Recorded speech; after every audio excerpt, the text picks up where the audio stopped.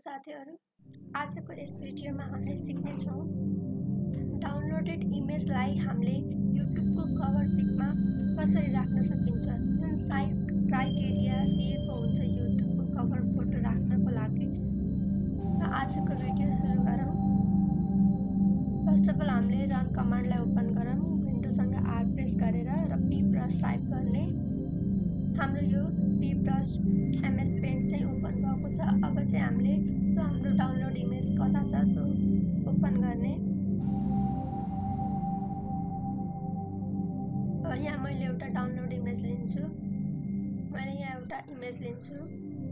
Open गरे त्यो इमेजलाई। यो स्मल इमेजलाई हामीले युट्युबको कभर पिकमा राख्नलाई एबल गराउनको लागि हामीले यहाँ रिसाइज अप्सनमा क्लिक गर्नुपर्ने हुन्छ। यसमा हामीले पिक्सल अप्सनलाई क्लिक गरेर यो मेन्टेन एस्पेक्ट रेशियोलाई अनटिक गर्ने। त्यसपछि युट्युबले दिएको क्राइटेरिया जुन छ हाम्रो फुलफिल भयो। अब यो इमेज रेडी छ कभर पिक राख्नको लागि युट्युबमा। सो आजलाई यो भिडियो कस्तो लाग्यो प्लिज कमेन्ट गर्नु होला।